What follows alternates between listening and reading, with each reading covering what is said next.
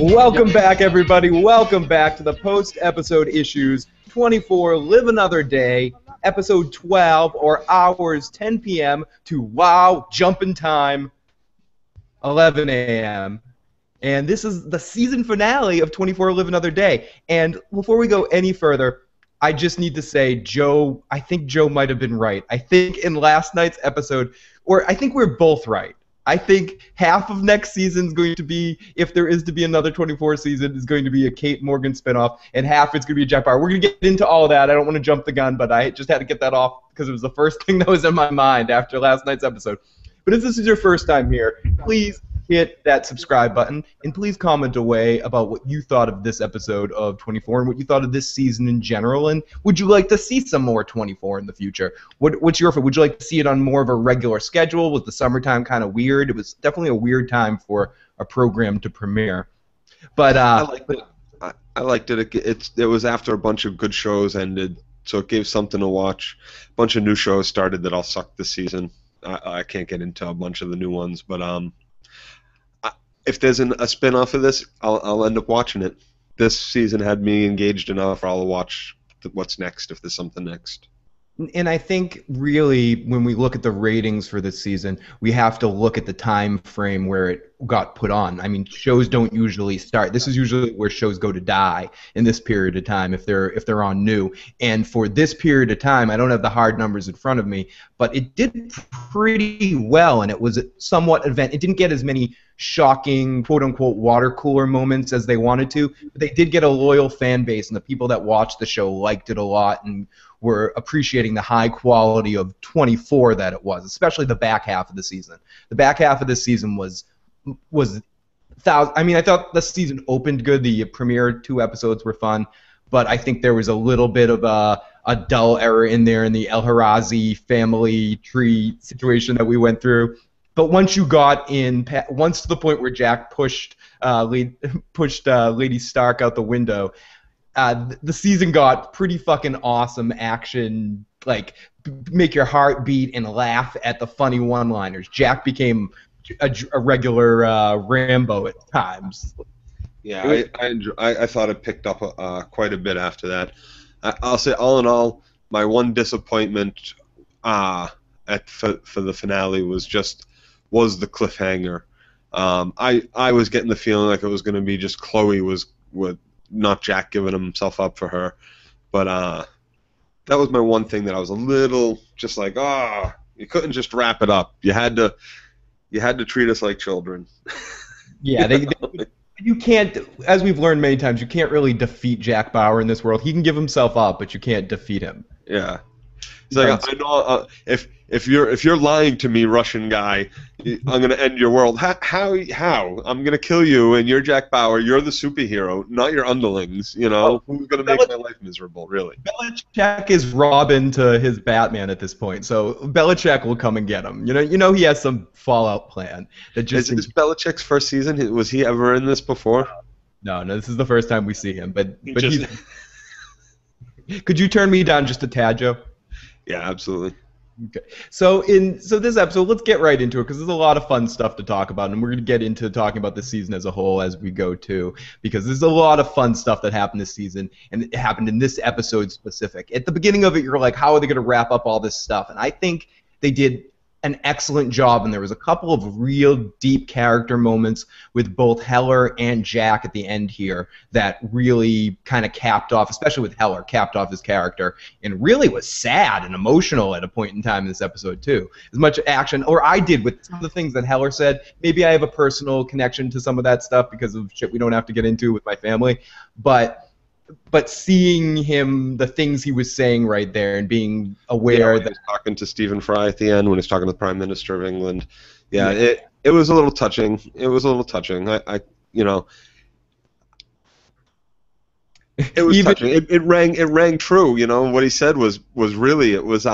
He said it very cold too, with as much emotion as you can get in a very cold kind of like, I'm fucked. I almost saw the Grinch's heart melt there for a second, Joe. I saw you were like, oh, and then the Grinch Joe's heart grew a whole centimeter that day for the show 24 as he missed Kiefer Sutherland's adventures in our Tuesday, Wednesday discussions. Do you know what my favorite moment of the show was, of this episode? The Cleaver. The what? The Jack Burton, the more Jack Burton, the Cleaver moment when he's facing off against guys with machine guns. No, that was a close second. That was absolutely a close second. The samurai sword, the Pulp Fiction samurai sword moment. No, it was the moment. It was a combination of two moments. The moment of his love's death when she gets shot. That was emotional. And the moment he finds out about it when he's thinking about eating his gun. Yeah, the moment and just to clue you in, that isn't the first time in the history of 24 that Jack Bauer has contemplated suicide. There's been a couple. Well, of course, revenge has to come first. First, you get your revenge, and then once that's taken care of, you can end it. Jack's got priorities. And that scene, just we'll talk about it even more when we get to it. But Kiefer played that scene amazing too. The way you saw the transformation in him as he was thinking about for only a second, thinking about killing himself, and then as you put it, revenge just completely took over his soul. He's like, revenge, I will crush him. And then he goes into stuff that you have actually seen past 24. He almost goes into a similar rage that he goes at the end of the very first season of 24 when he drops the machine gun and he pulls out this handgun. He's like, I'm gonna kill some motherfuckers, and he starts just killing everybody, like not even caring. Well, I just love that he's screaming while he's shooting, like he's giving the key eye, like he's throwing a punch at them. Very Rambo-like. It was a very Rambo-like exchange, and I thought a couple of moments, and I can't help but say the samurai sword part later was a call out to Bruce Willis in the Pulp Fiction scene, just to be like another call out to one of the big action heroes of the time. And I think again after this episode, after this season, more than even the show 24. We've talked about this a lot this season. The character. Oh yeah. I didn't even catch that. You just said that. Like I didn't even catch that. Yeah, absolutely. That was more than just there happens to be a samurai sword there and he used it. It was like he needed something and it was a samurai sword and he used the cleaver later. Yeah, it was which is a very Jack Burton type moment from Big Trouble in Little China. I know he used the knife when he kills Lopan, but spoiler alert for Big Trouble in Little China. All in the 30 years later. Yeah, spoiler alert, it's all in the reflexes. But Jack Bauer, that was my favorite part. He's literally, this guy's coming with an Uzi, and Jack Bauer throws a meat cleaver in his head. But let's get into it because we're talking about some of our favorite moments in this episode. This whole episode could be a favorite moment. I thought it was a good cap off to the season. I thought maybe the only I tend to agree with you. The only negative part of this episode was the last 10 seconds of it, just because it felt moderately anticlimactic once we did the time jump. I don't feel like the time jump was exceptionally necessary. I think 24 proved this season that they can do it without the real time element. I thought the time jump was. I mean, they used the time jump to make it 24. Right, exactly. That's what I'm saying. Get 24 hours. They could have done the same exact thing, just making it a 12-hour season. And I think that ultimately, I feel like it almost seemed a little tacked on at the end because of the transition scene into it, when it was like, we've jumped 12 hours and you see Kate in the CIA thing kind of giving you a little badge. Yeah, giving up her badge, but also giving a backstory about what happened over the last 12 hours. Oh, we've done X, Y, and Z. I have it written in the notes, but I thought that was pretty tacky. I thought the first 20 minutes of the episode was really kind of slow as well. Can I ask you a question? Were you using the word tacky because you have the Weird Al Tacky song stuck in your head? Have you seen that? No, I haven't watched or seen it yet. I think I just heard you use it. Oh, okay. And that's why I used it. Maybe. And but I've been tacky for a while because of Tiki Tacky. Tiki Tacky. Okay, Tiki Tacky. Houses made a Tiki Tacky. I love that song. I loved the first 5 or 6 seasons of that show. Sorry for the Weird Al aside. I have Weird Al in my mind. He's right now at this point in time in history, and whenever you're listening to this, Weird Al's releasing a song as a video a day, and they're pretty funny so far. So, anyways, dude, that picture of you and him at the tour bus is amazing. Yeah, but those couple of pictures, those are really good. Those are really, really good. I got to meet Weird Al, and said, "Dad." I was like, "Oh, Dad, can I cook some meth on your trailer?" Because we're into It Breaking was Bad. a Barney moment for Price is Right.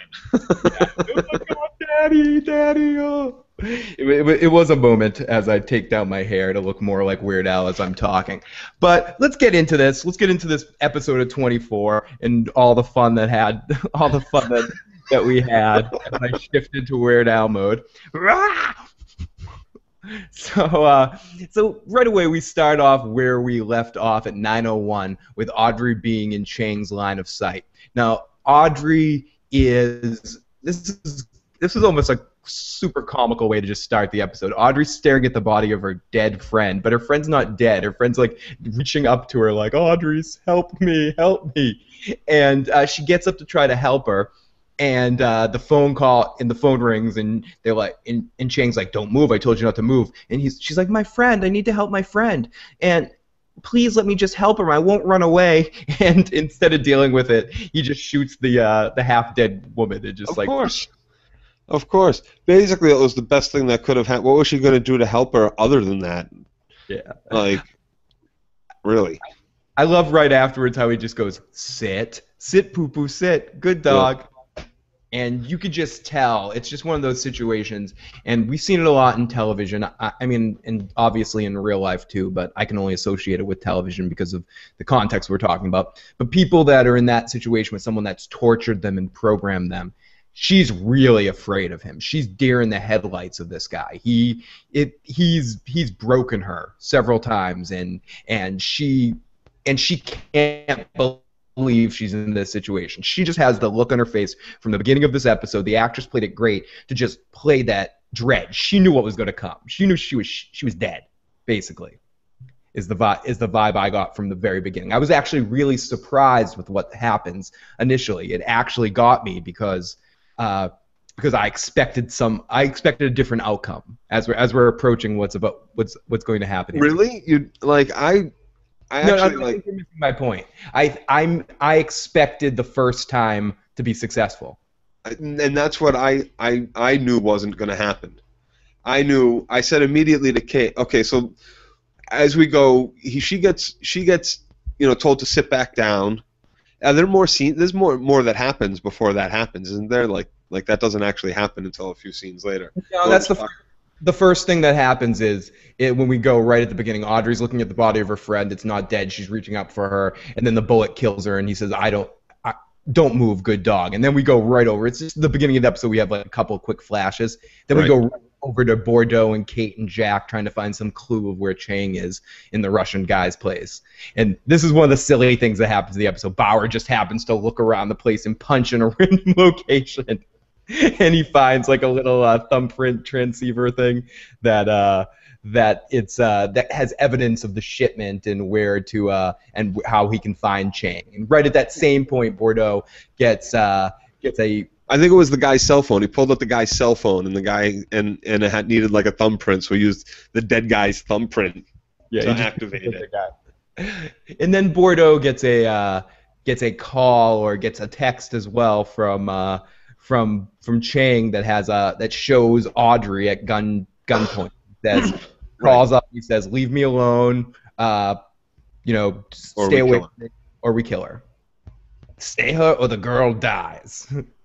Kate and Jack and Bordeaux says, "We need to stop this. You need to save my wife's life." And Kate and Jack are like, "No, dude.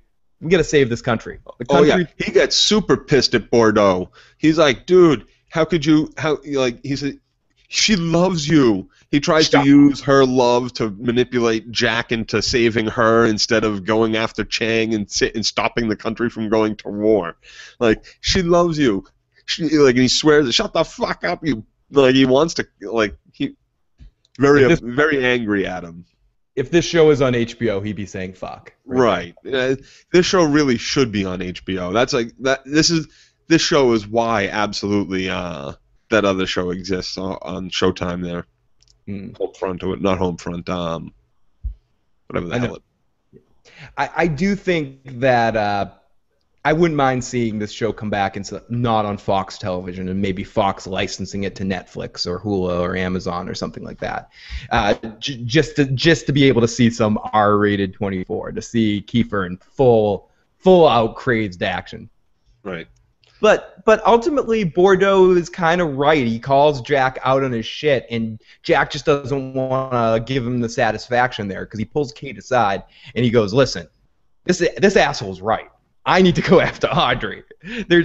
Because this is some of the backstory that you know or you don't know, Joe, that we've talked about several times, that Jack feels completely responsible for her getting captured in the first place by this guy. So he feels like this is all his fault, and he needs to save her.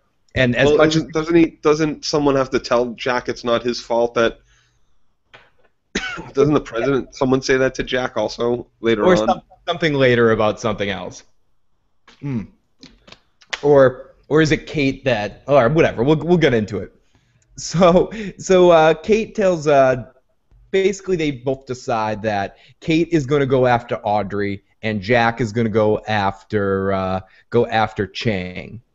Right. You think if Chang sees the CIA coming, he's going to kill Audrey anyway. So. And this is one of those times where Jack Bauer doesn't make the Batman decision. When it comes to in The Dark Knight, when they either go to save Rachel or Harvey Dent, Batman chooses to go try to save his girlfriend. And the Joker knows that he's going to do this and tricks them and ends up having him go save Dent and blows up his girlfriend. Blows fake Katie Holmes there. So Jack goes after the bad guy with some prodding from Kate. Kate convinces him that it's better off that he goes after Chang. And I think, of course, even though the decision didn't work out for everybody, I think it was the right decision. I think they sent the super soldier to the better situation. I don't know. They should have at least sent someone who thinks to the other situation. You think Kate failed in this? Big time, big failure. Yeah, she absolutely needs to lay her badge and gun down on the table. She absolutely freaking failed. How do you not? Continue. No, keep going, because I agree with you here. This is where. I mean, how do you not know there's another team? How do you think there's only one shooter? There's not even a shooter and a spotter. Like, doesn't a sniper team come with two people to begin with? And then isn't Chang, who's got all these guys willing to just die, doesn't he put like a second team, a getaway driver, anything, someone else to watch to see if someone's coming after his sniper who's hidden in an apartment? Like, I don't fathom like all right, we killed the one guy that was holding her here. No, that's the other guys went to the team. She didn't say, okay, we got her. Stay down. Sweep the area. I want a quarter-mile sweep of the area. Make sure there's not a single Asian person or a person with a gun in this whole section of London. You know, like. Especially when I know that was a huge racial profile there, but these were all presumably Chinese guys. So it's not because it seems like that's what his teams consists of. So, and I couldn't agree with you more. It seems like he just has some portal that can send people. You know, he seems to have endless soldiers that just show up. So, would you think that maybe he would have two guys? The other two guys just went to go get cigarettes or go to Dunkin' Donuts this is London. I don't know, whatever the donut place is. Go get some tea. Go get a cup of tea there. You know, what the... Sorry, that's worse. Right, even the Russians sent 20 people after them. 2 carloads of 3 truckloads of people after them. Like, that was it. You're safe, and now we're just going to walk you down the street. Right, like as soon as the guy's dead, she says, I want you to run... Once you hear the shot, I want you to get up and hide behind the tree to your left. Not if you hear me. She says yes. So she jumps back there, and as soon as they go, okay, he's dead, she just comes walking right out from the bush. Like there wouldn't be another sniper in another location, or another shooter, or another team, a getaway driver, the spotter, 100 different things like that I can think of, and I'm not a super spy. I'm just a guy who watches bad television. Obviously, Kate Morgan needs a little bit of Jack Bauer schooling. She should absolutely be sorry and feel responsible for Kate Morgan for not for whatever the other girl, Audrey's death. Absolutely. Hand in your gun and badge. You suck at this job. Your husband was murdered by these people. Your boss sold you out. You didn't see any of it. You were interrogated by them. You can't save one person's life. Like, please, please stop. And Jack wouldn't even touch you. Jack didn't even try to hit on you. Go away. So that being said, over to President Heller and CIA headquarters, and he meets Ritter. We have our Ritter moment of the night where he exchanged pleasantries with the president. Heller wants to know if anyone heard from Audrey or Bauer, where there's no report. We get a report of the Chinese military getting in position, and it looks like World War III is about to happen. He puts the War Games thing onto DevCon 1 or whatever. And the general says, if we got to do something, President, we're awaiting your orders. Let us know. We at least should, do this. And he says, okay. And he just sits there and he thinks, and he's like, okay. And then the colonel turns around and says, President, our men are awaiting your order. Did he not look like he wanted to really just backhand this guy? Yeah, that Stonebridge from my other show. He's a colonel on this, but he's a Brit. Yeah, that dude was giving President Stink Eye this whole scene, not just this scene, but a couple of episodes ago, he was giving him Stink Eye and trying to get the president. He was playing that cliche role of the overzealous military guy, pushing for war immediately, and there's generals in the room, and this colonel's just like, yeah, do it, President. Let's go nuclear, man. Get him, let's kill the Chinese. I ate Chinese restaurant last night and it really made me sick. Let's kill those bastards. Bad egg rolls, man. Bad egg rolls. Sorry, this is bad. So basically we get a little mumbo jumbo about the military positioning and the chess game of war that's going on in the background of this episode. There's a lot of technical Geordie and Scotty mumbo jumbo going on. So we're not going to pay too much detail attention to it. So here we go. Chloe waking up from her nap in the woods, who, like most characters on 24, falls out of a car, trips on the head, gets all bloody, has injuries that probably would cause most normal people death. Chloe just wipes herself off, fixes her eye makeup, and starts walking down the road. And she finds, this time when she hitchhikes, unlike last episode when she's hitchhiking, or a couple episodes ago, she has a lot more luck with Mama Pa Kent that just picked up a Superboy down the street that they're going to raise to turn into a Christopher Reeves one day. And she asks if she can use a cell phone, and somehow she just has Jack's number to her. Oh, see, I'm getting ready. I must have blinked or maybe went and got a drink of water or something. But I'm like, really? Jack's just driving down the road and Chloe pops out from a bush? Where the hell did she come from? You must have been how lucky is that? Can I have a ride, Jack? Can I be your friend, Jack? You'd be like, wow, this show really is incredible. What the hell's going on here? Yeah, I was like, did they just phone this episode in where they that we got bad ratings in the first couple episodes, so we just didn't even write this? We had the junior writers write it. But then it makes more sense. Of course she knows Jack's number. They've been incommunicado. This is inside the 24 writers' room. Okay, we really fucked up here, and we're at the last episode. No way to get Jack and Chloe back together. What are we gonna do? Oh, I got an idea. We had her fall off the truck and roll into the woods. What if she wanders up to the highway and Jack just happens to be driving by and picks her up hitchhiking? And that's plausible. I can see that happening in the 24 writers' room. Right? It's not completely an irrational thought. Funny enough. Everyone, by the way, if you were checking out this video, thank you for tuning in live to our 24 season finale recap. It's been a fun season 24 to talk about. And if you're in the chat room right now, or if you're in the room, please, if you would like, share your favorite thought of this season of 24, your most ridiculous or least favorite part of this season of 24. Please don't be offended by what I'm saying about anything bad about the show, because over this season, I didn't watch any of the other seasons, and I became a fan. I will watch future seasons of this show. I can get over the bad stuff for Kiefer Sutherland. The thing about 24, he's one of my Steven Seagal guys, But that's the thing, all the bad for him. The season of 24 in general, and I'm not going to get into this because we talked about this at nauseum in the show. It's not. We're not trying to pretend it's like a really amazing show. It's just fun. It's fun. It's like eating really bad. It's good TV. Yeah, it's good TV. It's not high It's art. Grindhouse. It's Grindhouse. Yeah. Essentially, it's not like the top notch. It's not top shelf. But it gets you through Monday night with a laugh and some action. But it's also not shit like the Expendables, which to me, especially the Expendables 2, felt very phoned in. 24. They needed more Jet Li in Expendables 2. What the fuck? You take the best action hero you have in there and you just ignore him? The current best, yep, absolutely. And you just have him throw him out of the plane over China and forget about it. Bye. I think we have our next. I know he was a Lethal Weapon already, but I think I'd love to see Jet Li as a 24 villain. I'd love to see Jack Bauer versus Jet Li. I'd love to see him do more villain work. Yeah, I think that was one of his only he's only done 1 or 2 or 3 villain roles. All the rest are hero roles, but it's good to see him when he plays a villain. He does it good. He's got great expression.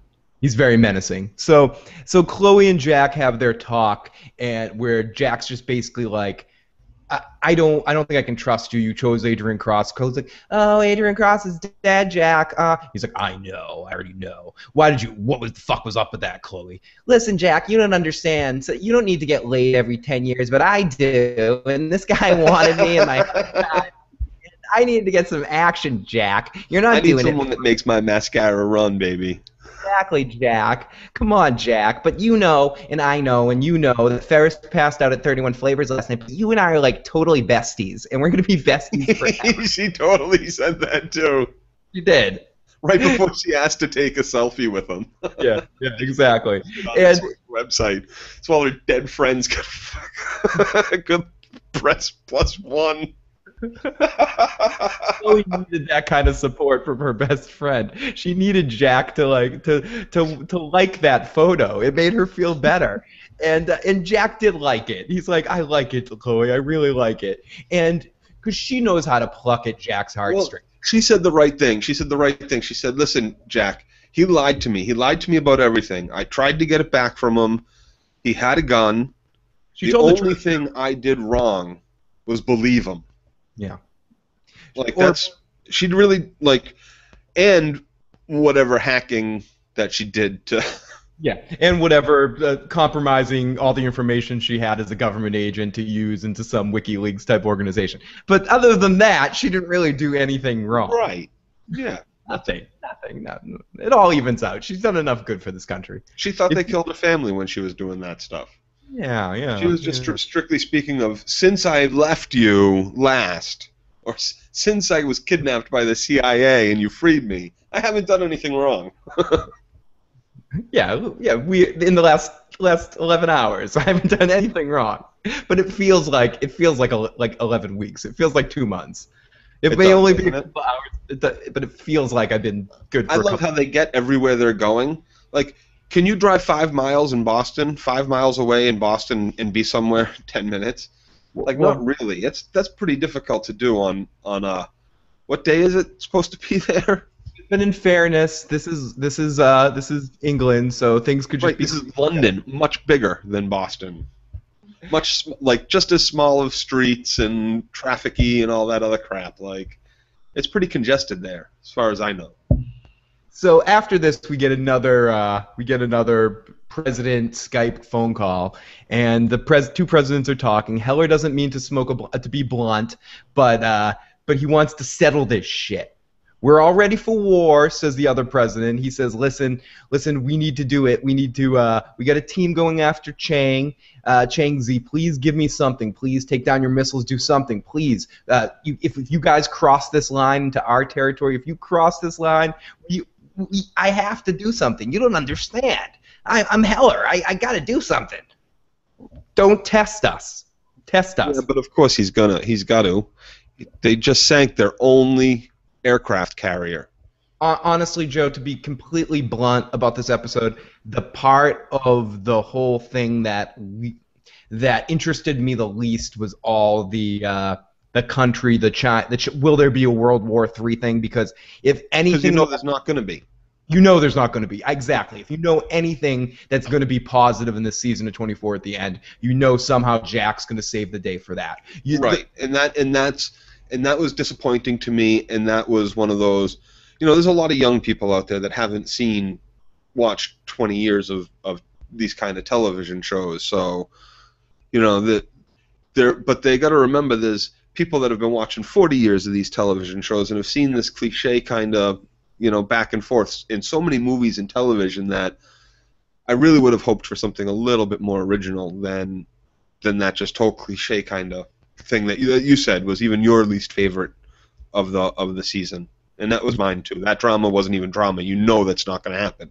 That even if they do pass the 12 mile, the Americans are going to be, above it and be able to get over it for at least a couple of minutes or something. You know what I mean? Like, you just knew that once Heller didn't die from the Margot El-Harazi strike, that things were gonna. I mean, whatever happens with Audrey happened with Audrey, but you knew that I just had a feeling his situation was gonna work out. There wasn't much drama with the Heller situation after the fact for me, and especially in this episode, in any scene that we had the president in his war room talking about China-American conflict. He was on point. What was that? He was on point. He wasn't like, who's my daughter? Audrey. Yeah, he was able to keep it together, and he functioned at a like very stressful situation, and he was on the brink of war, so to speak, because of that. And what the hell was the Chinese aircraft carrier doing in the Mediterranean? They're only aircraft carriers in the Mediterranean. How far away from home waters do you have to be? Like, they're banking on the audio. I don't think the writers really know geography. They're like, we need to pick a sea. What's the most popular sea? Let me think. Say the Mediterranean, right? I don't know. I didn't write that down. That one's completely on you. I didn't care enough to wonder about that. I can't lie. But it would make sense again. That I wonder about, like. I want briefly. Have you watched any of The Last Ship? No.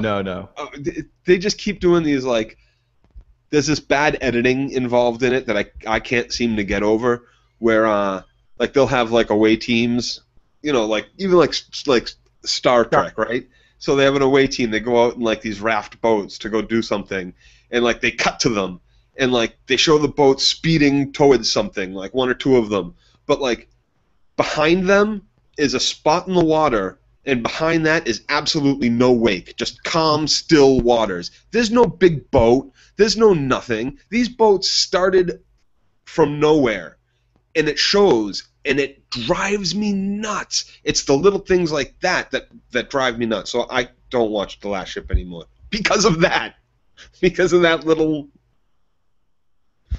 touch, and it makes a difference. And in certain shows, especially with like something like this that's talking about geography or different or real life situations, sometimes a lot of shows will just sneak in the technobabble and expect people not to really research what they're saying. Lost did that a lot as well towards the end, where it would just say, yeah, zibbidoo and zibidaba, and you should listen to me because of this. And most people just be like, okay, Saeed knows what he's talking about. Like, China's got a huge military, but their navy is not this, like, monstrous thing. It's nice. It's a good navy, but, like I said, one aircraft carrier, like they said, their entire navy was coming across the Suez. So every boat in their navy was there in the right outside the Japanese Sea and the Chinese Sea, except the aircraft carrier, except for the Pearl. Except for the flagship, so to speak, of their entire navy is sunk in the Mediterranean. Do you know what they're doing? They're watching the pesky Greek people. They're really worried about the Greek military finally doing their strike. They are turning fascist over there with Nazi-esque government parties and stuff. It's pretty scary what's going on in that part of the world. The next 24 season needs to be Jack Bauer in Greece. That would be sweet, because I think someone needs to keep Israel needs to keep a close eye on what's going on in Greece. Not necessarily China, but for sure Israel does. So I think our discussion's more interesting than the politics inside 24 this season. So we'll move on to what I think is more the interesting stuff. Chang on the boat needing to leave. He says it's all set, but the plot tells him that the boat can't leave for an hour or something like that. Because it'll be suspicious if the boat pulls out. Yeah, because the supervillain on the boat isn't suspicious with the army of Chinese men all huddling around the boat like Captain Hook's army, like do hi ho, it's a pirate's life for me. I mean, that stuff isn't the food delivery of pizza that's in the ship. It isn't so Chang's in the boat, and like I said, the plot knows that he needs to stay. So we all know Jack Bauer's coming, and Chang realizes Jack Bauer's coming as well, and he says, set up the scene, set up our defenses. Jack picks up Chloe. She's all right. She's all banged up and everything like that, and she talks about how she got roughed up a little bit getting away from Chang, and she asks Jack where's the computer? Give me the computer so I can start my hacking stuff. And this is where she has the discussion we already talked about Adrian manipulating her to help her make the device, and she's like, I need to do this, Jack. I'm your friend whether you admit it or not. I need this. And Jack's like, the mission is capture Chang alive. He has Audrey, Chloe, and this is where it's, Chloe, I'm sorry. Chloe says it's not your fault. Let it go. It's all good. It's not your fault. None of it, Chloe. It's all my fault. And Jack is, because that's how Jack feels, really. Ultimately, ever since his wife died in season 1, Jack feels like it's something that Heller says to Jack in season 6, that he brings Jack aside once Audrey comes back from her torturous couple of years, or torturous year. Heller basically says to Jack, every person you touch dies. Especially every woman that you have any interaction with gets killed or horrible things happen to her. So get the hell away from me, Jack. You're poison. And I think in a way, because Heller's the closest thing he's had to a legitimate father figure, considering what happened with Jack's father earlier in 24. Damn you for not getting Donald Sutherland to play that part, Gurr. But ultimately, Heller was the closest thing Jack had to a father figure, especially when he worked for him for a while and really had that good interaction with him.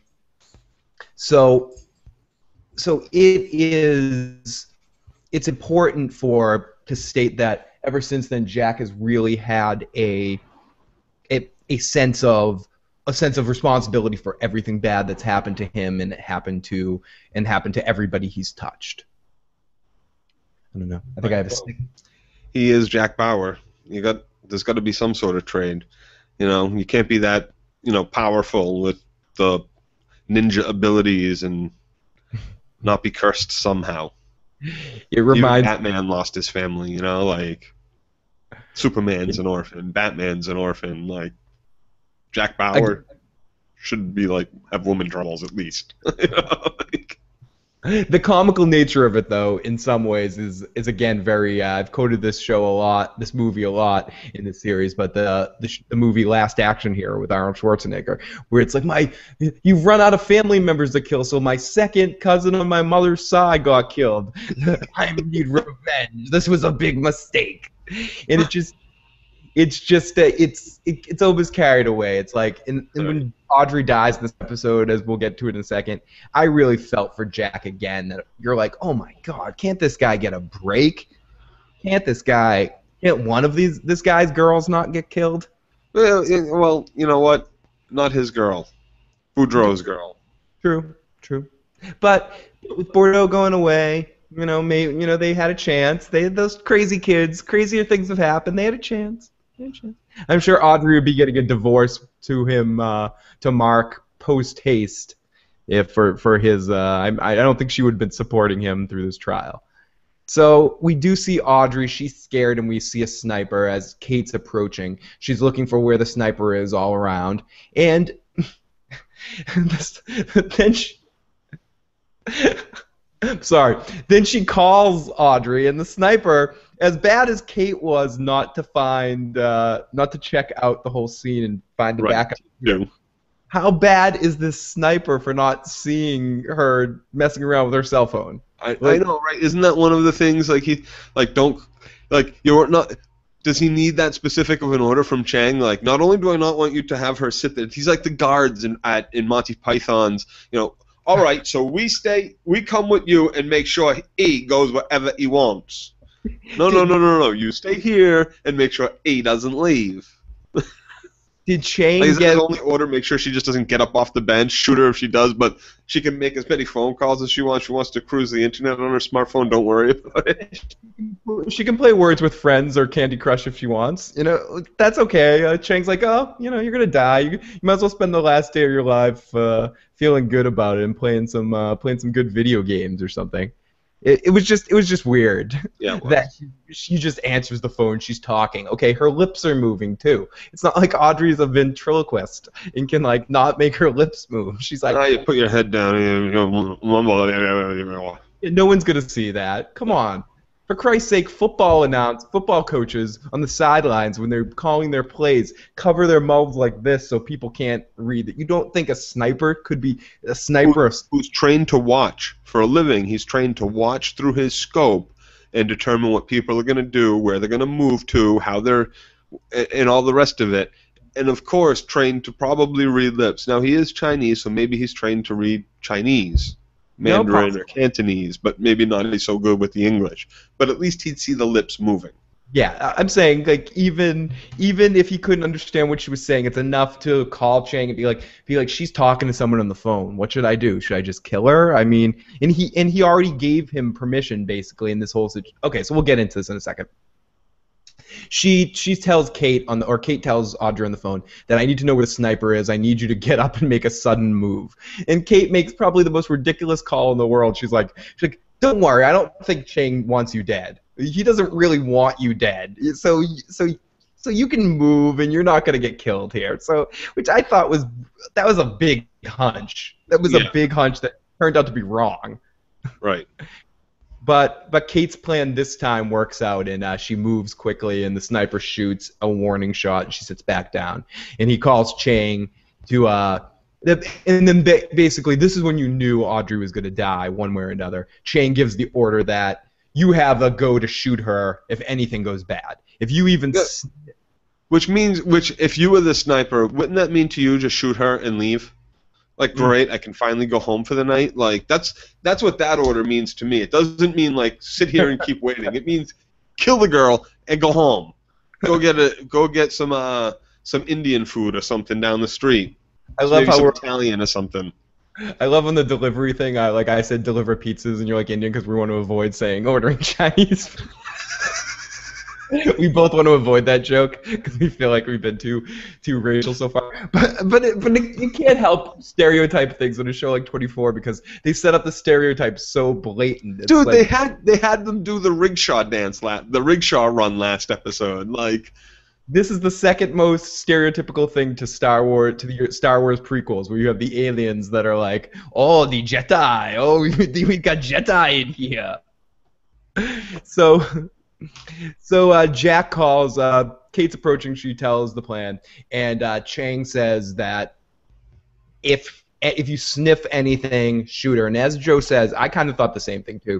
And if I was working in that situation, I couldn't help myself to be like, I want to go home. I want to get some food. I want to get a pizza. I want to get a beer. I want to take a shot or something. I can just the kill guys her. are waiting for me out in the car. I don't want to miss my ride. I don't want to miss the boat.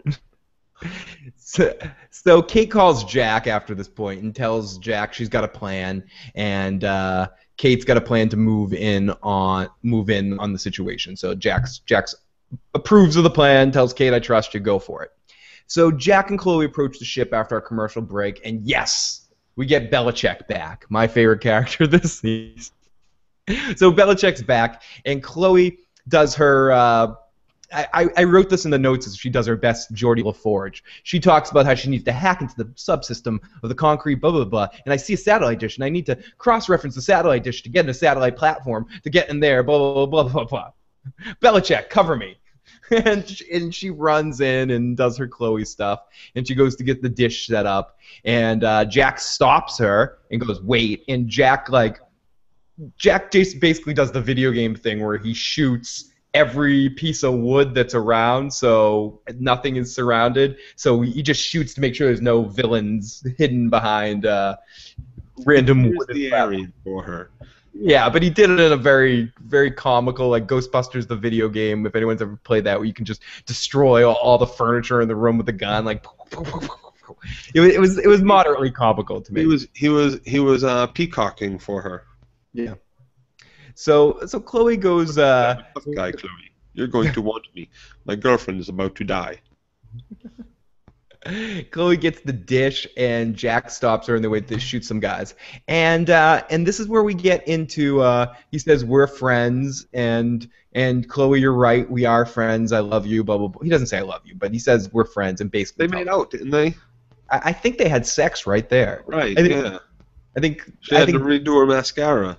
Yeah, because she was faced. They had a little fun. They did the Jack Bauer shuffle. Jack needed to get some action, and we need to get our leading lady and our leading man together. This is Hollywood, after all.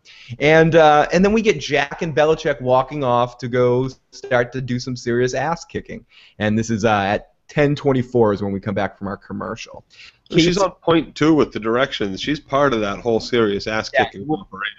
Yeah, we're going to get into that in a second, but they really start to kick some serious ass as a team. The three of them, and if they added Kate Morgan to their team, the four of them would be the most kick-ass team since the Predator team, that Arnold Schwarzenegger's Predator team that got really decimated by that Predator. But other than that, they were supposed to be a really good team. Really good. They were supposed to be the best. They were supposed to be the best. So Kate's ready to make her plan work.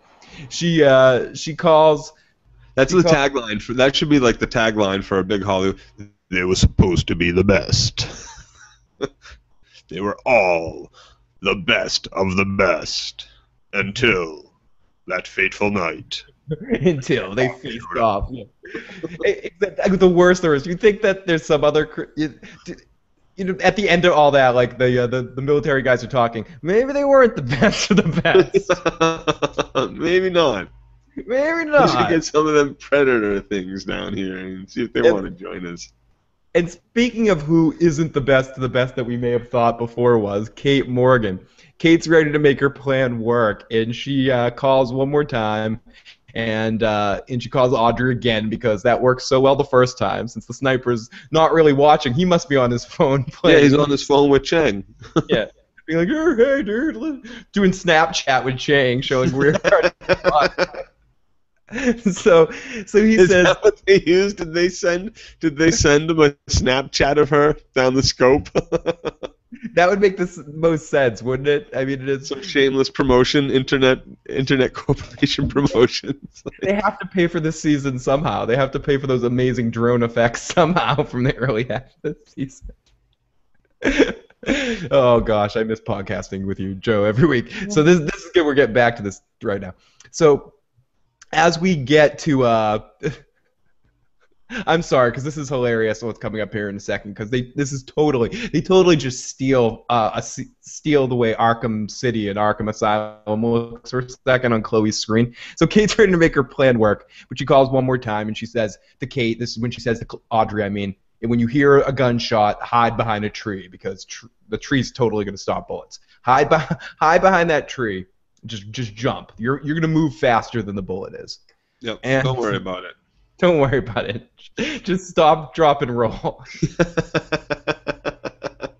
Just stop, drop, and roll. Okay, so as we get Chloe in her desk, setting up the scene, looking at the map, looking at the video game map, and I swear to God, they seriously just borrowed the effects from Arkham Asylum or Arkham City for the way she saw it. It was Arkham Vision. You could just see the guys coming out, but she does her thing, and as Joe was saying earlier, Chloe, Belichick, and Jack. Like, Belichick and Jack need someone like Chloe's help. I mean, they could probably kill everybody, all these foot soldiers anyway, without Chloe's help. But with Chloe telling them where all they are, it's not even fun. They can do it stealth. They can be stealth about it. Yeah, and they're just it's video game style. It's like the scene of the end of a Quentin Tarantino movie when two guys are just kicking ass, and it's a really awesome action scene. Yeah, I was a little disappointed I didn't see a garrote. Jack, you have to take out two guys on the port side. No, the other side, Jack. Jack, you're good. That's a doable shot, Jack. Come on, get it. Stop, go. Stop, all right, Jack. now just jump to the left. Let's do the time jump again. Come on, Jack. Do the time warp, Jack. Come on. Simon says, 2 guys to the left. So as they head into the boat, Chloe just keeps doing her thing as Belichick and Jack mow down foot soldiers. Jack wants to know about how Audrey is and what's going on. So Chang's men figure out. Jack calls and finds out from Kate Morgan that Audrey's safe. She's going to be all right. She's doing good, and no need to worry about that anymore. So Jack's all happy, and he goes back into doing super soldier mode going through there. So Chang's men figures out that some satellite's tracking them, uses his technical mumbo jumbo to combat Chloe's mumbo jumbo, and Chang asks him to do the jam, to do the Lone Star, and to jam Chloe's signal. And he does. They figure it out, and they start to figure out that they're under attack and that all the guys are being killed, and that Jack Bauer is in fact here, ready to stop it. And Chloe at the same time figures out that her satellites are backed up, and she really needs to go to the bathroom, but her satellites are all backed up, and she can't quite let it go. But she figures it out, and she calls Kate Morgan and says, "Kate, listen. He knows about this. It's only going to be a matter of time before he gives the order to just kill Audrey. He knows that we're here. Do it. Jump the gun. Do your thing. Do your thing." And I guess this is where I got a little bit confused, or drank the Kool-Aid a little bit, to guess a better way of saying it. I thought because Kate was going to be rushed there, that was the tip that we were having, that Audrey was going to die right there, and that we were just going to quickly have Audrey just die and just get that, kind of get that over with, instead of prolonging it a little bit in the way they did. And I mean, I was wrong, but I think it set up what they wanted to do with Kate at the end better, what they did, but it also, and we'll get to it in a second, I also think it kind of went against what we've seen about Kate's character all along this season anyways, that she naturally has really good instincts for these things. Even that the situation with Brat and her husband and all that her instincts were correct at first. She believed her husband. She believed something was wrong, but then, the evidence after evidence, eventually you're like, oh my God, my instincts must be wrong. My best friend is a murderer. My husband did do that. I mean, eventually, if you're just faced with mountains of evidence, no matter how much faith you have in the people you think you know, the evidence is just going to trump you, and that's why setups work, because they supply the evidence over and over and over again. Yep. So Chang, they'll bury you with it. So she calls Kate, do it. Kate calls Ritter, and he tries to stay in control, but Kate says, no, whatever, I'm in control. And Ritter was so useless in this episode. He was just the guy so someone could say, listen, Ritter, you don't know what the fuck you're talking about. No one cares what you have to say. I'm doing what I want. He's like, I need 2 teams. Go. Yeah. Tact. Good line. There we go. Yeah. Thank you. Here's a couple $100,000 for being on the season. Congratulations. Put it on your resume. Basically, they just need someone for the guy at the computer terminal to talk to. Yeah. Turn it up. And so Kate steps in there. Jack says to Belichick that we need to stop him here. Chang reverses the satellite so we can track Bauer as Chloe's trying to figure it out, and he sends all their men to that location. Jack says, Belichick, you go there, I'm going to go up there and stop them, we're going to make a stand. And more teamwork thing as they start mowing down the bad guys. Now, as we come back from commercial, and as Kate and Audrey's group are running away and walking down the street escaping, apparently, as Joe pointed out, she didn't have any kind of perimeter set up. They didn't have any cars blocked off. They had the road open so any car could pull up.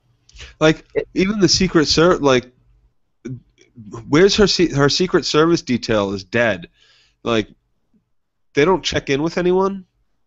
Yeah, shouldn't they already have other Secret Service guys coming out there? I just thought the whole scene stunk of ineptness, like of how the hell can these people be that inept to not cut off the situation and just be walking so haphazard, like we win. Yeah, they were just like all spread out, just talking casually. Exactly like you said.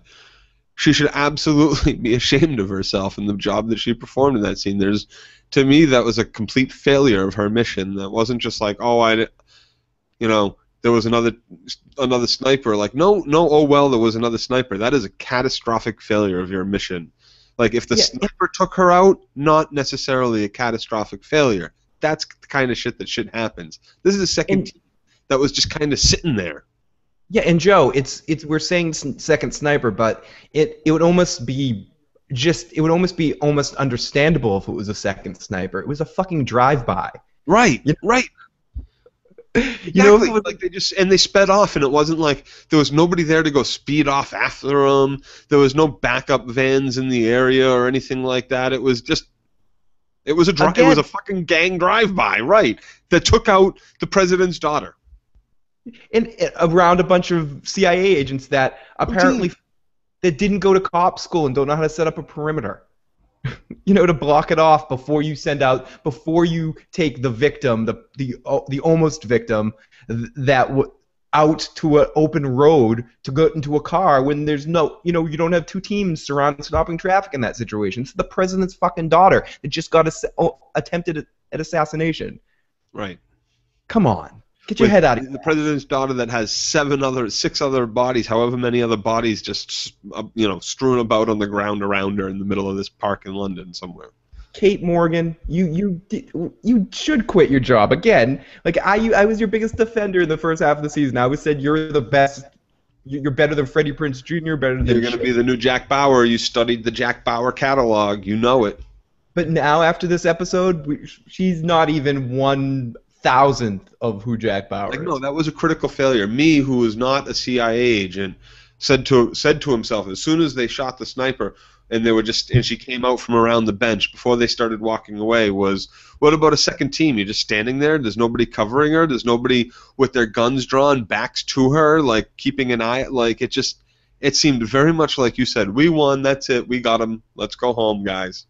Yeah, let's go to Sizzlers. Want to stop at the 99 on the way home? I heard it's the best meal in town. Come on. Let's go get a kebab. Yeah, let's go get a kebab. Yeah, I'll buy you a kebab. So right after that, the only reason I know that with a kebab.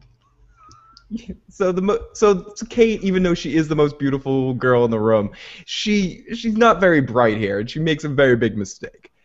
She definitely drops her kebab on the floor. Yeah, she's all over the place, and it's all splattered and Audrey. And you can just see the look in Kate's face. It was very disappointing to me. It was very disappointing to me as someone who felt like they were trying to set up a Kate spin-off the whole time, and then they make her drop the ball that much. Yeah, like I would have been much happier. Like like I've said all along. I've not said it all along, but I love it when they kill people in shows. I love it. I would have loved it if Heller died. He didn't. Oh, well, they killed his daughter. Great. That's great. I love that. I love that they killed this woman. But I would have loved it just as much if Kate had said, no, hey, let's check the area for a second team, and actually succeeded in finding a second team and preventing the daughter from dying. Like, that would have been good to me as well. That's why I tend to think that they should have killed her the first time. So it would have made it seem like Kate was rushed, and that's why something bad happened quickly, because she didn't get a chance to act quickly. And then she still would have felt guilt for the situation. She still would have been But it truly wouldn't have been her fault. Right, because I don't think again, I'll say this again, I think we've set up from the beginning that Kate's a very capable agent, and I don't This just stinks of, we need Audrey to die, we want to goose the audience and make her survive and then kill her right afterwards, and we want Kate to quit because that's a good bookend to her storyline. Wasn't there enough to make her quit already? I was imprisoned, my husband was put to death, and my boss was the one who set me up with all of it. That was enough to. That would be enough to make me quit my job at that point. Now, you just said something that I want. Yeah, I just had a big block up here. Right. No, it's all right. I'll think of it and cut you off somewhere else. Okay. She was put in Kate was put in an impossible situation, and she was very capable, and she came through that impossible situation. She was even rushed through it, and then she was put into what was a very easy, capable, Yep. Relaxed situation, and it was complete failure at that point. Like, she went from the impossible to all we have to do is get you home now, and they put away their guns. Like, she put away the game before the game was over. Like, you still have to get home. Just because you hit the ball deep into center field and it bounces, if you're going to go all the way to home, you got to make sure you get there. Like, the game's not over just because the ball left the bat. To quote Tony Soprano from a season 2 episode of The Sopranos, I'm in the middle of a Soprano rewatch for a Soprano podcast that's coming up soon. In a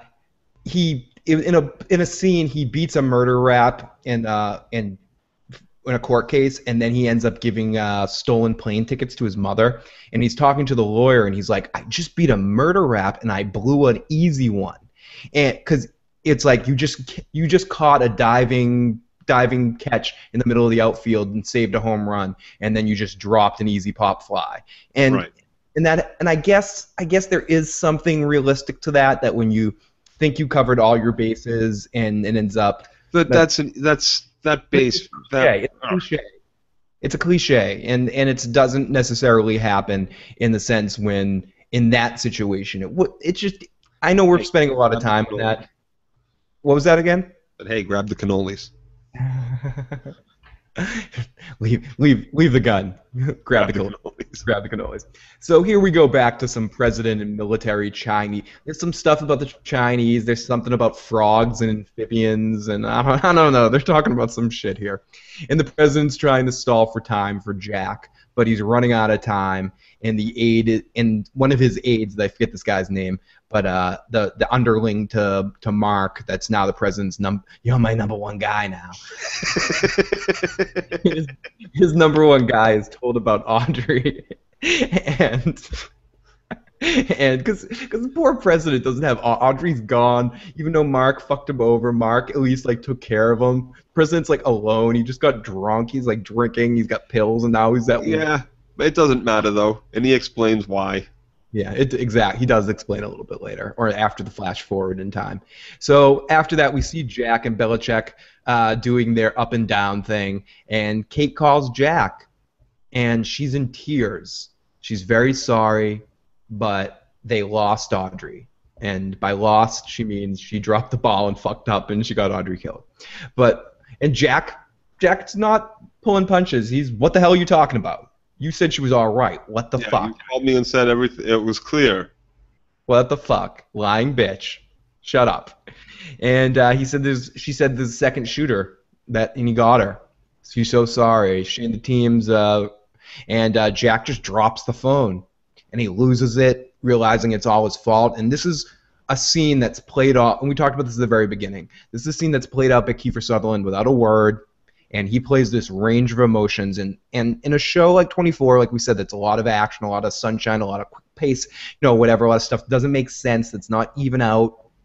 Kiefer Sutherland's performance, again, carries me through here. In this scene, he shows you how awesome a fucking actor he is, how great of a pedigree he has from his father. I mean, I don't want to give too much credit to Donald, but, he just has so much depth of playing crazy and playing so many ranges of emotions just with his eyes. Plays ultimate sadness, and then, as Joe put it earlier, suicide. The concept, the imagining just for 2 seconds of, I'm gonna blow my fucking brains out, and then, wait a second, before I blow my brains out, you know what I want to do? I want to kill about 50 Chinese soldiers right now.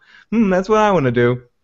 And he goes crazy Bauer, which we've seen a few times during the era of 24, and this was one of the all-time best crazy Bauers. He kills everyone in sight, and he goes crazy.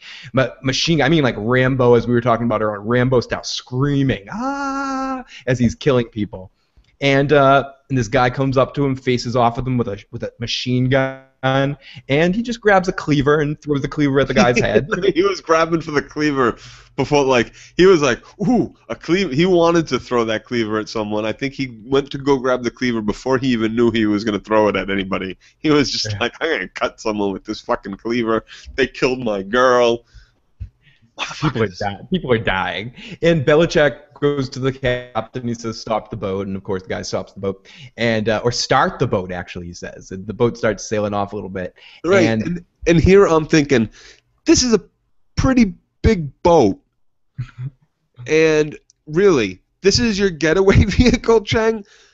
Through what waters? How many militaries? You're going to be on this boat that doesn't have guns. Where are you going from that point? I mean, I guess you're just going into Russia. It's across the North Sea, but still, like, they're there. They're shooting at you. They can't stop the freaking boat. They won't sink the boat. Come on. Joe, perhaps they got a cloaking device from the Klingon. Perhaps. Maybe there's technology. Stealth engines. Yeah, there's stealth engines with cloaking devices. I'm pretty sure the United States does have an Enterprise in its fleet, and I'm pretty sure they can pick up the right pulse of the cloaking engine. So, well, I have heard tachyon emissions. You know, I have heard they have a Targaryen girl with 3 dragons in the so I don't know. Those dragons might be able to help out. So Belichick comes in and tries to stop the situation as the boat starts taking off. And Jack comes into Chang and he kills his guards in like 2 seconds, just snaps his necks, breaks their. And then him and Chang get into a little ninja fight. And Chang gets in like 1 or 2 shots, but then Bauer just goes crazy, breaks his arm, kicks the shit out of him, says, "You should have stayed dead like a rat. Stayed gone. Yeah. Stayed hidden like a rat, you little shit. You're gonna die, old man." And I hate terrorists. And I honestly, in this situation, thought Jack was just gonna kill him and say, "Fuck the whole Chinese war thing." Like, I had a feeling, but no, Jack never stops thinking about the mission. And we get to the president. The president's about to start the war. He's about to push the button that's gonna start the war. And the military guy that Joe was talking about from his show is like salivating. He's like, "Yeah, we're gonna war. Yeah, military, nuclear bomb." And Jack calls. "Whoa, President, we have an emergency call from Jack Bauer. We have to tap into the main switchboard." "Oh, Jack Bauer? Okay, let's get this right in the switchboard." So Jack calls him. He has him on video. Patch in the Chinese. Get him on Google+. Yeah, because Jack has Google Plus installed on his phone. He had a plugin to install. He's like, "Every time I start up this program, I have to install a damn plugin. What the fuck?" Yeah, Google Hangouts. Here we go. Here we go. And he calls him. He has Chang on video. He says, "Here he is. I'm alive. Here he is." He connects with them, and they connect with the Chinese to get this all taped. And Gavin, the good computer guy, unlike Jordan, the guy that got killed, who sucked, this guy, good Gavin, sets up a cool facial identification thing, and he goes, "Chang, say your name." And Chang says, "I'm not going to say it." Just kind of doesn't say anything. He looks at him and he goes, "Say your goddamn name. Say my name. How many lights do you see?" And Chang's like, "I see 4 lights." He's like, "No, you see 3 lights." "I see 4 lights." And Chang's holding up his bargain. It took you a second, but Chang's holding up his bargain, and he's thinking, like, Jack's not going to kill me. He needs me in this situation. And this is when Bauer does his Bruce Willis from Pulp Fiction moment where he looks at the wall, and there just happens to be a ninja sword hanging out the wall because if we couldn't be more stereotypical, in Chang's office, one of his requests from the captain is that he decorates his room in ninja swords. So, right? Where the fuck did they come from? Where the ninja swords? And this was passage not booked by Chang himself, but by the Russian guy. Why is there katanas? Is there going to be like was a Ninja Turtle movie shooting on this? Was that Leonardo? Exactly. Like, the Russian guy booked this passage for Chang, who called him in an emergency. "I need to get out of the country." "Okay, go to this boat. Don't worry. I'll make sure the captain, stocks your room with Oreos, Sprite, and katanas." Oh, cool. So Jack gets the katana and he holds it. I keep saying ninja sword, but I know it's a katana because I watch my Ninja Turtles. So he like holds this ninja sword to his throat, and he's like, "Say your name," and he goes, "My name is Chang Zi," and he like screams. No, he screams it like a little girl. Yep. "My name is Chang Zi." And Jack goes, "Did you get it? Did you get it? Facial recognition and voice match are all gone. We got it. We got it all we got it all set. And this is another part that somewhat mildly surprised me, that Bauer showed the restraint to turn off the camera before he decapitates him here. Like, I thought he was just going to decapitate him right on camera in front of all of... No, because that's evidence of murder. True, I agree. But I guess my instinct... The courts might say, look, you got Jack Bauer murdering this guy. We wanted him extradited. How dare he? He's not judge, jury, and executioner. And they would be pressed to bring him up on charges. No, and I guess I just more wanted it because I thought it would have been funny. but you're right. You're absolutely right. I liked how, so then he says, is that it? You got the proof there, Mr. President? Back off, or I'm going to have to do some damage with my own fleet and all this, blah, blah, blah. I love how the Chinese president doesn't say, we want him, send him to us now that he's alive, or anything like that. They make no kind of demand whatsoever. He just immediately goes to, you're going to pay for our fucking boat. Yeah, so he was a reasonable man that realized once that evidence came in, he didn't give a shit what happened to Changzi. He didn't want him back. He didn't need any evidence. He just was like, okay, it all makes sense now. And Jack, once the camera shuts off, he goes, listen, this was for Audrey, you son of a bitch, and he decapitates him. Leonardo cutting the Shredder's head off style. Bam, dead. It was very nice. It was very cool. And then we had that scene that Joe just talked about where the Chinese president and Heller settled their little beef, and the Chinese want reparations for the lost ship, and they say, yeah, and President Heller's like, yeah, we got tons of ships. You can have one of ours. We got like 20 of those things. Yeah, don't worry about it. Yeah, we got those in the shipyard. You can have one. And the underling tells President that he needs to talk to him alone for a second. And the President's like celebrating here again. He's like, what do you need to talk to me for? And he's like, listen, you need to sit down for this. And he's like, I don't need to sit. What do you got to say to me? Tell me. What else could you possibly say? Sir, Audrey's dead. She was shot by a sniper. He's like, what could bother me? I just saved the world. Hey. Yeah, I just saved the world. Hey, yo, hey. She was shot by a sniper, one of Chang's men. Every man, and he's like, that doesn't make any sense. She had a Secret Service around her. Every one of her men was killed. She's dead. Must have been a mistake. Audrey can't be dead. Must have been a mistake. And he just starts freaking out, and the President passes out. And he collapses, And again, I don't understand why they showed the close-up of the military guys. Everybody being like, oh my God, he's out of control. Yeah, no, his daughter just died. Okay, so he got a little weak in the knees for a second. He just found out his daughter was sniped after saving the world from a military, after bringing the world back from what those two idiots would have caused a nuclear war. As far as I'm concerned, that's fine. That's an appropriate response. He didn't even any response really is kind of an appropriate response when you find out something like that, I guess. Yeah. No, absolutely. You're not supposed to outlive your children.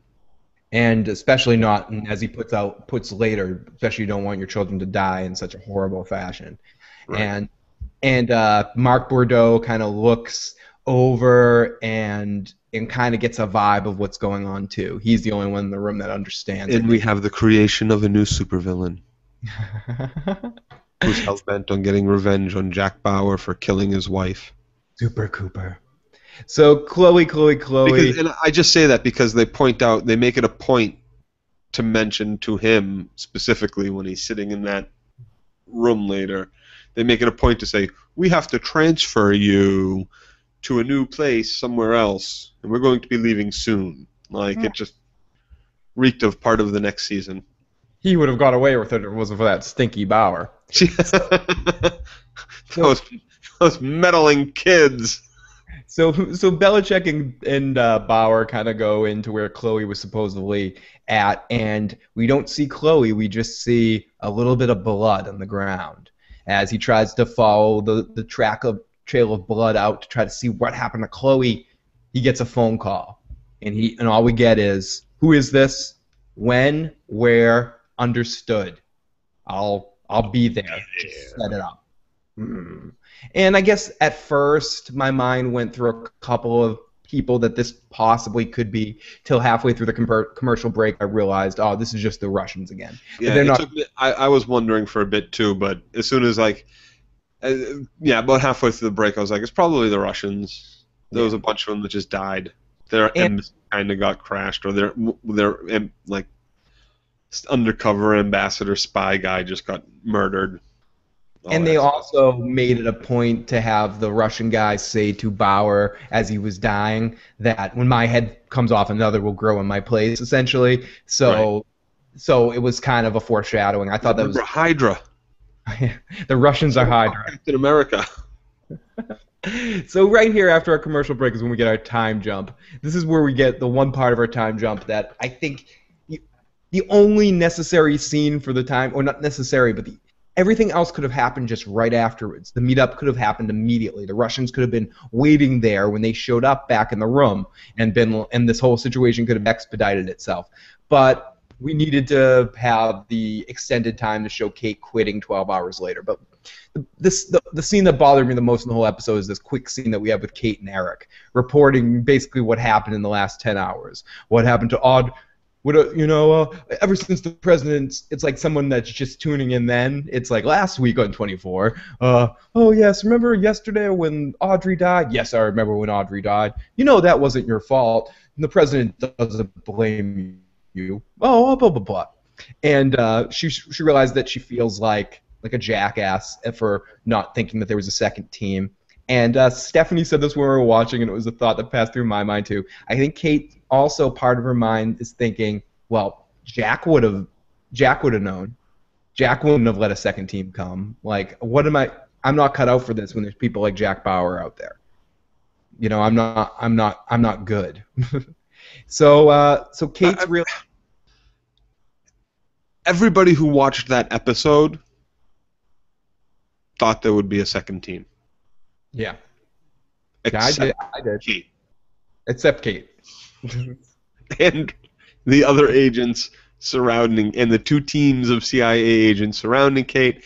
And nobody, I guess Jack Bauer thinks she's a capable agent. That's why he doesn't say to her, and careful, there may be a second team.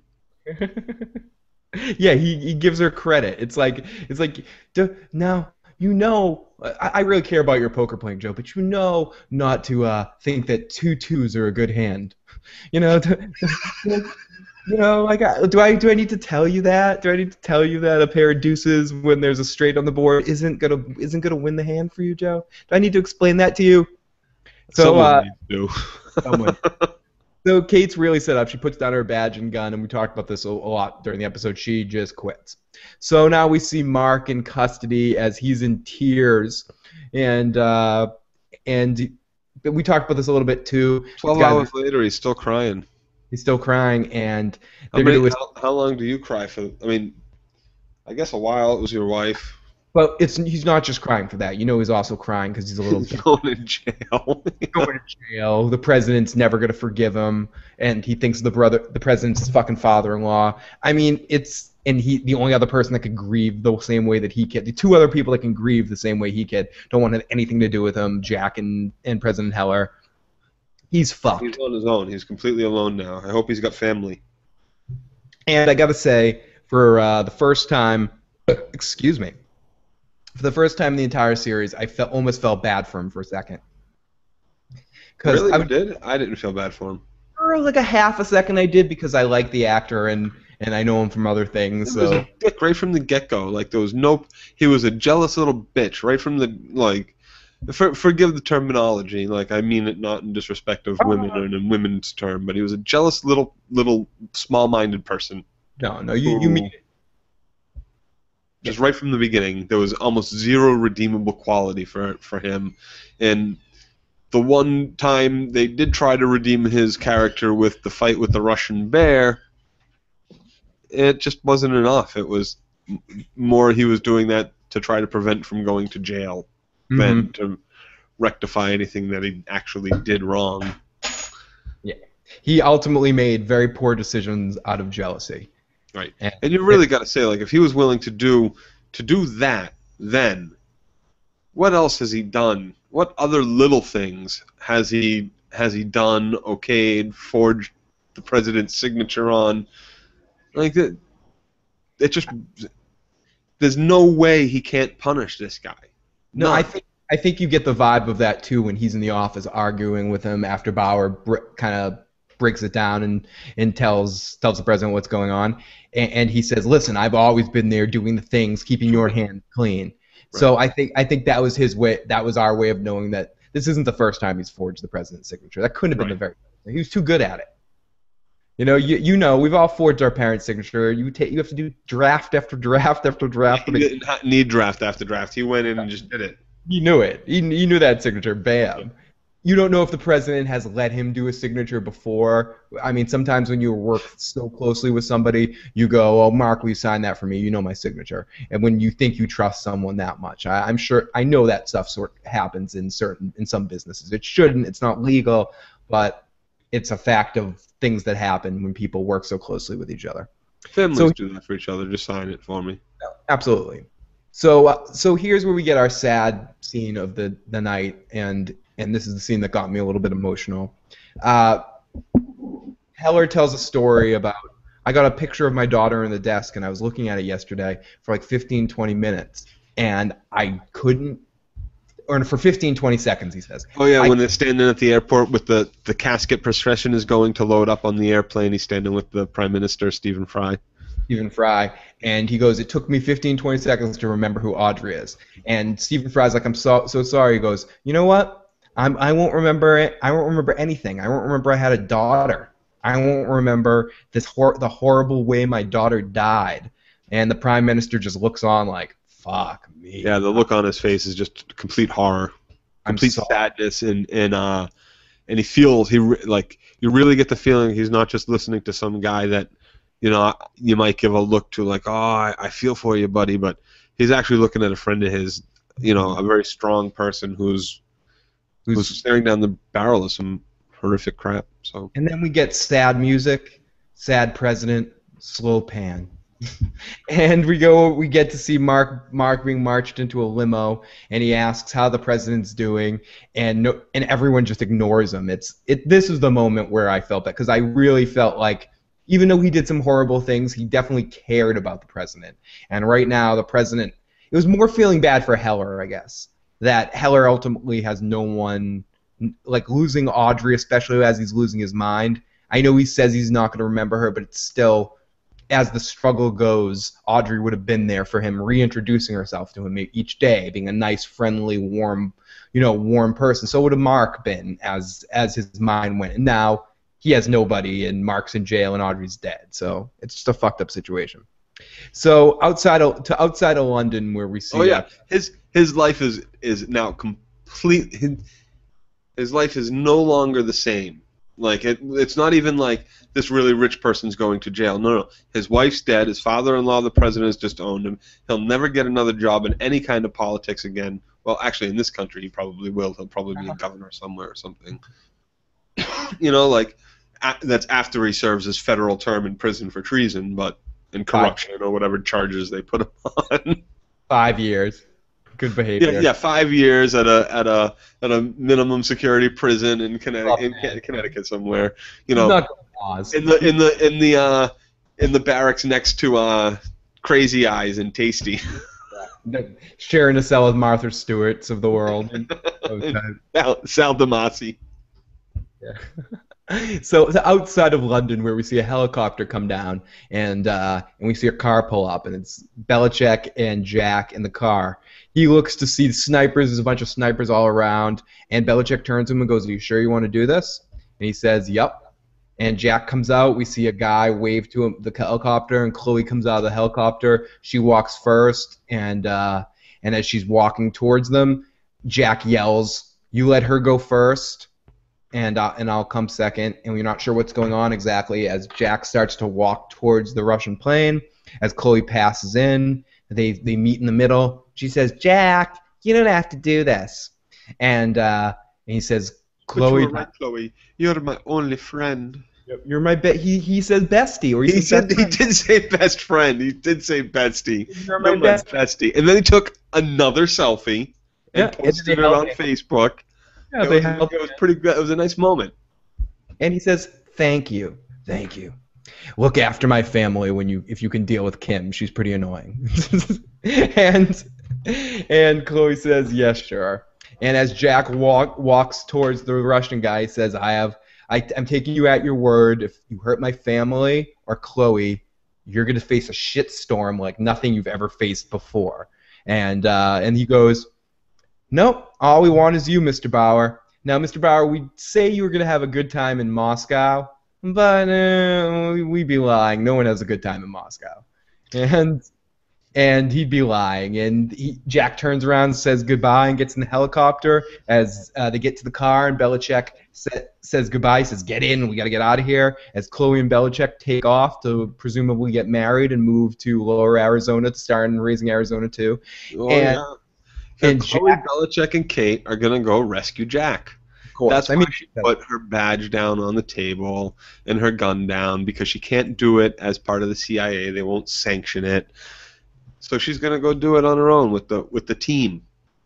And Belichick's going to use some of his connections with the Chechens and all that sort of shit to get them in the right position to be able to find where Bauer. That's what I'm seeing. That's scenes from next season. Scenes from next season. Bill Grant's mind. And if there isn't a next season, I've already had it played out.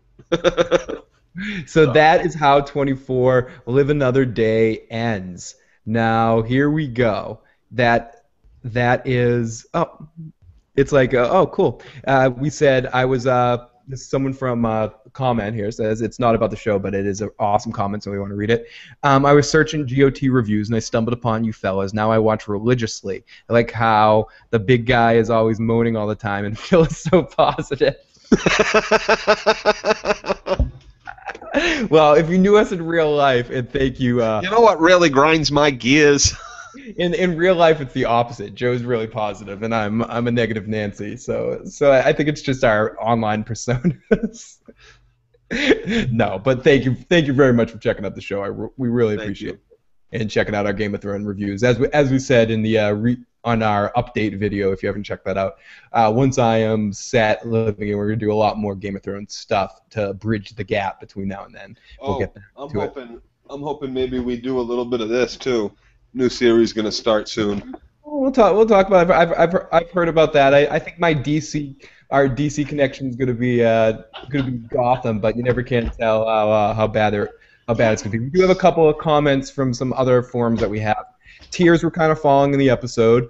This is from Cease. Tears were falling in the episode, although I appreciate the ability the show has to make a lot of things happen in an episode, but not make it seem too much. And I agree with that. I think one of 24's successes is the ability to sandwich so much shit happening in such a quick pacing period of time and make it feel organic. I think that's what separates good seasons of 24 from bad seasons of 24. One of the things I like, and I think that really helps with that, is when they do those split screens and that like doot stuff.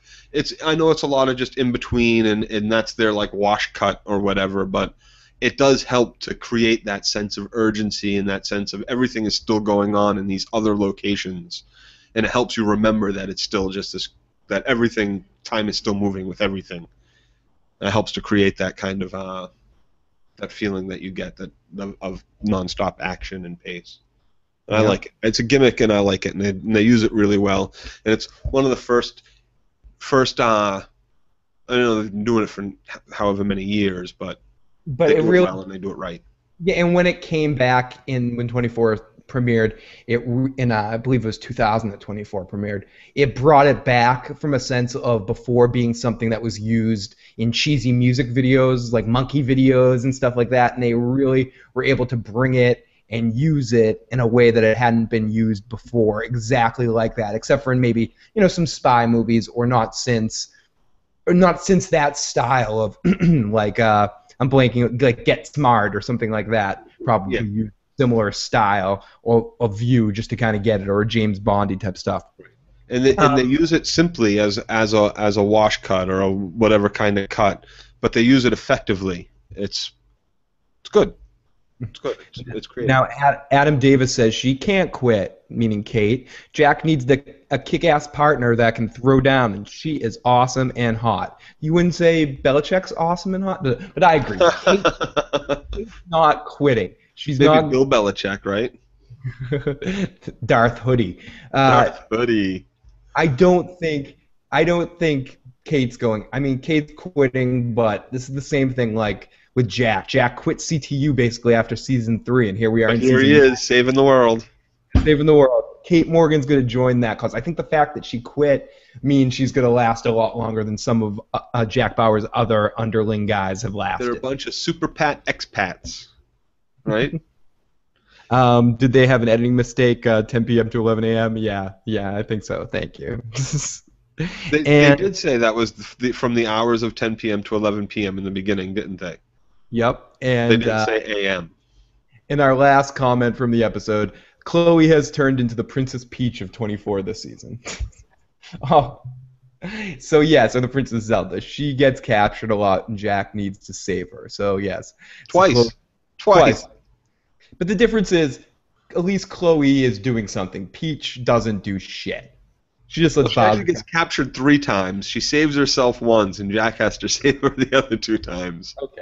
Okay. So I guess there's probably one video game where Peach saves herself. Yep, Super Mario Brothers 2, the American versions. Okay. Shit checks out. Everybody, this is a good place to let it go. This has been a really fun season of 24 to talk about, and it was a little hit or miss in the middle. I must admit, a couple of the episodes in the first half of the season I wasn't as excited to talk about, but the back half of this season has been very fun to talk about, especially the last, when we can laugh at 24 and make fun of it a little bit.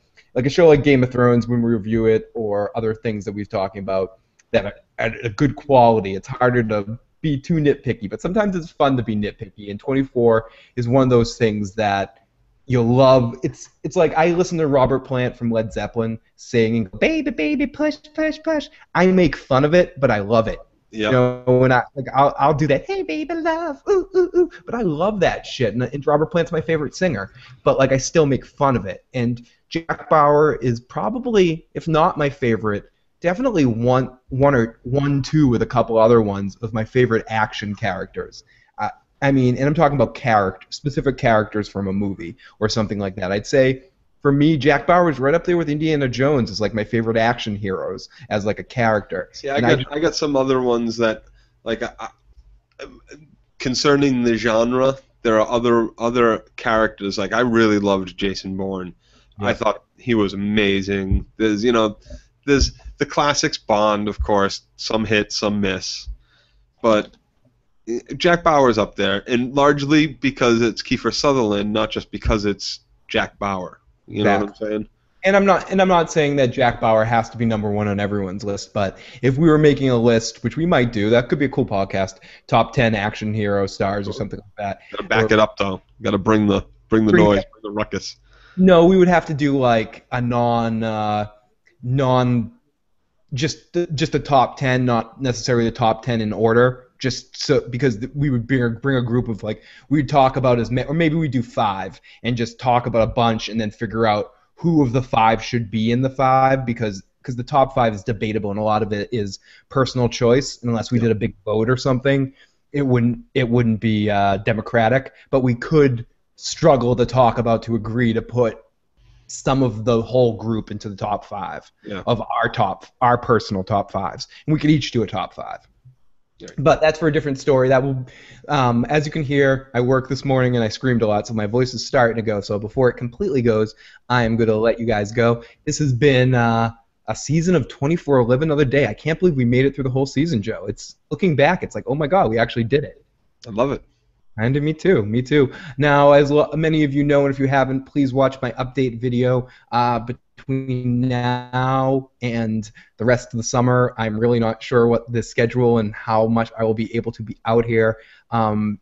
Nothing's official yet, but it's looking like I might be moving out of this location around mid-August, and yet to necessarily have a place to move into. So I'm possibly going to be homeless for a couple of weeks or a month before we find a new place, depending on how some other factors go. So this could be a smooth transition. So I might just disappear off the face of the earth for a while. But if that happens, we'll definitely be back full strength. I'll find a way. If I have to go to Joe's house in September, we'll be back in September for some fall premieres and get into all that stuff. So everybody, thank you so much for I guess this is the official end of the season for checking out all of our reviews of The Walking Dead, Game of Thrones, and now 24 Live Another Day. Next season, Joe and I will be doing a bunch of shows, and we'll also, as I mentioned a few times, bring in a couple of other hosts to do a couple other things.